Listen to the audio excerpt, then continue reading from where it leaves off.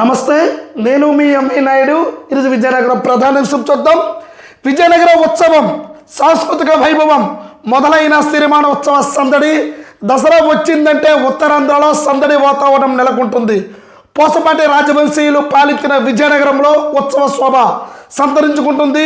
దశమి వెళ్ళిన మంగళవారం పైడితల్లి సిరిమానోత్సవం అంగరంగ వైభవంగా జరుగుతుంది. అలనాటి సంస్కృతి సాంప్రదాయాలు ప్రతిబింబించేలా నిర్వహిస్తారు. దేశ విదేశాల్లో స్థిరపడిన ఈ ప్రాంతవాసులు ముందుగానే స్వగ్రామానికి చేరుకుంటారు. సిరిమానోత్సవానికి ముందు 2 రోజులు జిల్లా చరిత్రలు చాటు చెప్పేలా విజయనగర ఉత్సవాలు ఘనంగా జరుగుతాయి. ఆదివారం ప్రారంభం కానున్న నేపథ్యంలో తెదేపా రాష్ట్ర అధ్యక్షుడు పల్లా శ్రీనివాసరావు భారీ ర్యాలీ ప్రారంభిస్తారు. ఉదయం 8 గంటలకు ఉత్సవ ర్యాలీ ప్రారంభమవుతుంది. అమ్మవారి ఆలయం నుంచి కళా ప్రదర్శనతో బొంకుల దెబ్బ వరకు సాగుతూ ఉంది. బొంకుల దెబ్బలో వేడుకలు ముఖ్య అతిథిగా జిల్లా ఇన్ఛార్జ్ మంత్రి వంగపూడి అనిత రానున్నారు. దాదాపు 11 వేదికల్లో నిర్దేశించిన కార్యక్రమాలు జరుగుతాయి. విజయనగర ఉత్సవాలు పైడితల్లి అమ్మవారు జాతరకు సుమారు 4 కోట్లు ఖర్చు చేస్తున్నామని మంత్రి కొండపల్లి శ్రీనివాస్ తెలిపారు. విజయనగరంలోని తన క్యాంపు కార్యంలో మాట్లాడుతూ ఈసారి తల్లి పండుగ బాగా జరుగుతుందని గతం కంటే ఆశ వ్యక్తం చేస్తున్నానని తెలుస్తూనే ఉంది. నగరంలో 11 వేదికల్లో జరిగే కార్యక్రమాల్లో జేసీ సేతుమాతను వివరించారు. ఆదివారం కళాకారులతో జరిగే ప్రారంభ ర్యాలీకి 4,000 మంది హాజరవుతున్నారు.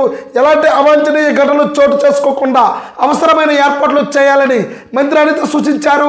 రెవెన్యూ, పోలీస్ శాఖలు వేరువేరుగా కమాండ్ కంట్రోల్ రూమ్లు ఏర్పాటు చేసి పర్యవేక్షించాలన్నారు.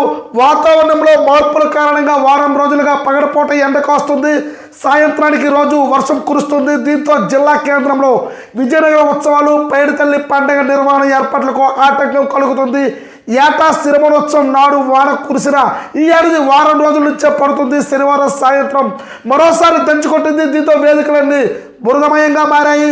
కలెక్టర్ రామసుందర్ రెడ్డి, ఎస్పీ దామోదర్ క్షేత్రస్థాయిలో పరిశీలించారు. అయోధ్య మైదానం సహా పలు ప్రాంతాల్లో రాతి పొడి వేస్తూ ఉన్నారు. ఉత్సవాలు ప్రశాంత వాతావరణంలో జరిగేలా ప్రజలంతా సహకరించాలని ఎస్పీ దామోదర్ కోరారు. సుమారు 2,600 మంది పోలీసులతో బందోబస్తు నిర్వహిస్తామన్నారు. ఆలయ సమీపంలో కమాండ్ కంట్రోల్ రూమ్ పెట్టామని చెప్పారు. దేవాదాయ శాఖ తరఫున 54, పోలీస్ శాఖ ఆధ్వర్యంలో 70 సీసీ కెమెరాలు, 10 డ్రోన్లతో నిఘా పెట్టామన్నారు. కీలక మార్గాల్లో మరో 124 కెమెరాలు ఉన్నాయన్నారు. బైనిక్యులర్స్, బాడీ వార్న్ కెమెరాలను అందుబాటులో తెచ్చామన్నారు. బాంబు స్క్వాడ్ సిద్ధం చేశామన్నట్టుగా తెలుస్తుంది. ఉత్సవాల్లో సాధారణ భక్తులు ప్రశాంతంగా దర్శనాలు కల్పించేందుకు అధిక ప్రాధాన్యం ఇస్తున్నామని ఇన్ఛార్జ్ మంత్రి వంగలపూడి అనిత పేర్కొన్నారు. కలెక్టరేట్లో జరిగిన సమీక్షలో మాట్లాడారు. విద్యుత్ అంతరాయం లేకుండా చూడాలని, నిరంతరం తాగునీటి సరఫరా జరగాలని, ప్లాస్టిక్ వినియోగించకుండా జాగ్రత్త తీసుకోవాలని, మహిళలకు అధికంగా వచ్చే అవకాశం ఉన్నందున 170 బస్సులు అవసరమవుతాయని తెలుస్తుంది. 2,600 మందితో బందోబస్తు చేస్తూ ఉన్నారు. మొదలైన వాన వేడుకలు వేళ గుబులైనట్టుగా చూస్తూ ఉన్నాం. వివిధ రకాల కళా ప్రదర్శనలు చూస్తూ ఉన్నాం. అధికారులతో సమీక్షిస్తున్న మంత్రి అనిత, కలెక్టర్, ఎస్పీ, ఎమ్మెల్యే తదితరులు అయితే పాల్గొన్నారు. అయితే దసరా వచ్చిందంటే ఉత్తరాంధ్రలో సందడి వాతావరణం నెలకొంటుంది. ఎందుకంటే విజయనగర ఇలవేల్పు అమ్మవారి పైడితల్లి అమ్మవారి జాతర మహోత్సవం అయితే మాత్రం ప్రారంభమవుతూ ఉంటుంది. అయితే దేశ విదేశాల్లో స్థిరపడిన నగరవాసులందరూ కూడాను ముందస్తుగానే నగరానికి చేరుకుంటారు. బంధువులు, స్నేహితులు, మిత్రులు ఎందుకంటే అమ్మవారిని దర్శించుకోవాలి. అందులో ప్రత్యేకంగా మహిళలు అయితే మాత్రము కీలక పాత్ర ఇందులో పోషిస్తూ ఉంటారు. ఎందుకంటే మహిళలు చాలా దైవంగా భావిస్తూ ఉంటారు. అలాగే మహిళలనే కాదు, వృద్ధులు, చిన్నలు, పెద్దలు అందరూ కూడాను కొన్ని లక్షల మందిలో ఇక్కడ పైడితల్లి అమ్మవారి జాతర అయితే మాత్రం అంగరంగ వైభవంగా జరుగుతూ ఉంటుందని చెప్పినట్టుగా మనకు తెలుస్తూ ఉంది. అయితే దీంట్లో పటిష్ట బందోబస్తు అయితే మాత్రము నిఘా వర్గాలన్నీ కూడా చాలా క్లియర్గా చెప్తూ ఉన్నాయి. ఎక్కడ కూడా ఆటంకాలు జరగకూడదు. వచ్చే భక్తులందరూ కూడా అమ్మవారిని భక్తి శ్రద్ధలతో అందరూ పూజించుకుంటారు, వేడుకుంటారు. కాబట్టి ప్రతి ఒక్కరు కూడాను ఎక్కడ కూడా ఆటంకాలు కలగకుండానే పార్కింగ్ విషయంలో కానీ, నీటి సరఫరా విషయంలో కానీ, విద్యుత్ అంతరాయంలో కానీ ఎక్కడైనా సరే పూర్తి క్షేత్రస్థాయిలో అయితే మాత్రము పూర్తిగా పటిష్ట భద్రత మధ్య అమ్మవారి జాతర అయితే మాత్రం మొదలైందనే మనం తెలుసుకోవాలి. ఎందుకంటే మనం చూస్తూనే ఉన్నాం. విజయనగరంలో అయితే మాత్రం ఉమ్మడి విజయనగరంలో కాదు, మొత్తం రాష్ట్రం నుంచి కూడా పూర్తి క్షేత్రస్థాయిలో దేశ విదేశాల నుంచి కూడాను ప్రతి ఒక్కరు కూడా చిన్నలు పెద్దలు అందరూ కూడా అమ్మవారి జాతరకైతే వస్తారు, అమ్మవారి ఉత్సవానికి వస్తారు, అమ్మవారి యొక్క పైడిమాంబ యొక్క దర్శనానికి వస్తారు, అమ్మవారి యొక్క ఆశీస్సుల కోసము కొన్ని వేల లక్షల మంది వస్తారు. కాబట్టి ఎటువంటి కూడాను ఆటంకాలు జరగకుండా పూర్తి బందోబస్తు మధ్యలో జరుగుతుంది. ఎక్కడ ఈమ్టీజింగ్ కానీ ఎక్కడ తప్పుడు పనులు కానీ ఎవరైనా సరే చేస్తే మాత్రం కఠిన చర్యలు తీసుకుంటాం. నిఘా వర్గాలు అయితే మాత్రం ప్రత్యేకమైన పూర్తిగా ఇక్కడ పూర్తి నిఘా వర్గాలు అయితే మాత్రం బందోబస్తు మాత్రం ఏర్పాటు చేస్తున్నట్టుగా అధికారులు తెలుస్తూ ఉంది. పూర్తి భక్తి శ్రద్ధలతో అమ్మవారు అంగరంగ వైభవంగా విజయనగరం పైడితల్లి అమ్మవారి ఉత్సవం అయితే మాత్రం జరుగుతూ ఉందన్నట్టుగా ఇక్కడ తెలుస్తూనే ఉంది. అలాగే మరొక ప్రధానమైన అంశం చూద్దాం. నిధులు ఇచ్చిన ఎందుకు ఈ నీరసం, పిఎం శ్రీ పనుల్లో జాప్యం, వెనక్కి మళ్ళిన సొమ్ము, భోగాపురంలో ఆదర్శ పాఠశాలలో నిర్మించిన క్రీడా మైదానం, ప్రధానమంత్రి స్కూల్ ఫర్ రైజింగ్ ఇండియా పథకం కింద మంజూరైన పనుల్లో జాప్యం జరుగుతూ ఉంది.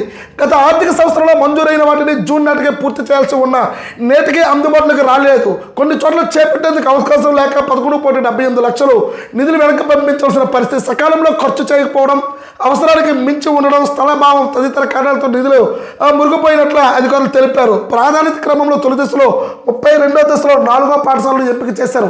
వీటిలో అన్ని రకాల వసతులు కల్పించి అకాడమిక్తో పాటు ఇతరత్ర కార్యక్రమాల్లో విద్యార్థులు భాగస్వామ్యం చేయడం ద్వారా విద్యార్థి సర్వతోముఖ అభివృద్ధికి తోడ్పడేదే పథకం ఉద్దేశం.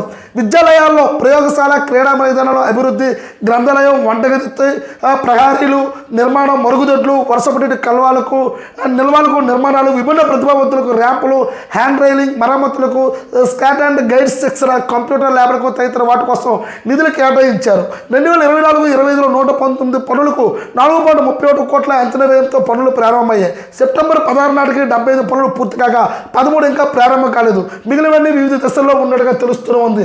అయితే ఇక్కడ చూస్తున్న ప్రధానమంత్రి స్కూల్ ఫర్ రైజింగ్ ఇండియా నుంచి అయితే మాత్రం ఇక్కడ భోగాపురం ఆదర్శ పాఠశాలలో నిర్మించిన క్రీడా మైదానం కూడా మనం చూస్తూ ఉన్నాం. ఎంత మంజూరు అవుతుందో కానీ సరే, ఎంత నిధులు వస్తున్నా సరే కనీసం ఎందుకు జాప్యం జరుగుతూ ఉందనేది ఒక్కసారి ఆలోచించుకోవాల్సిన విషయమే. నిధులు ఇస్తున్న పనులు చేయండి, పిల్లలకి వాళ్ళకి అభివృద్ధికి, వాళ్ళ క్రీడా మైదానానికి వాళ్ళకి నీటి నిల్వలు లేకుండా పూర్తి స్థాయిలో వంటగదికి, ప్రహారీలకి వీటన్నీ కూడా డబ్బులు ఉన్నాయి. అన్నీ కూడా మీరు ఎందుకు అసలు కట్టడానికి, నిర్మించడానికి ఎందుకు ఇలాగ జాప్యం జరుగుతూ ఉందని ప్రజలైతే మాత్రం చాలా పెదవిరుస్తున్నట్టుగా తెలుస్తూ ఉంది. అధికారులు అయితే మాత్రం నిమ్మకి నీరెత్తినట్లుగా నిధులు ఉన్నప్పటికీ కూడాను పూర్తి క్షేత్రస్థాయి దాన్ని వినియోగించకపోవడంతో దీన్ని పూర్తిగా వెనక్కి వెళ్ళిన పరిస్థితి కూడా ఉంది. సగం మాత్రమే, సగానికి పైగా అంటే 70% మాత్రమే పనులు పూర్తయ్యాయి. మిగతా నిధులన్నీ కూడా వెనక్కి వెళ్ళిపోవడంతో ఇప్పుడు ఏం చేయాలో అన్నట్టుగా అర్రముర్ర అన్నట్టుగా తెలుస్తుంది. ఎప్పటికైనా సరే అధికారులు ఇక్కడ ప్రజాప్రతినిధులు వాళ్ళ యొక్క చేస్తూ ఉండేటప్పుడు, వాళ్ళు నిధులు ఇస్తూ ఉండేటప్పుడు కనీసం అధికారులు ఎందుకు ముందుకు తీసుకెళ్ళలేకపోతున్నారు, ఇందులో ఎందుకు జాప్యం జరుగుతుందో ఎప్పటికూడా తలనొప్పిగానే మారుతూ ఉన్నట్టుగా తెలుస్తూనే ఉంది. చూస్తూ ఉండండి ఎంఈ న్యూస్. నేను మీ ఎంఈ నాయుడు.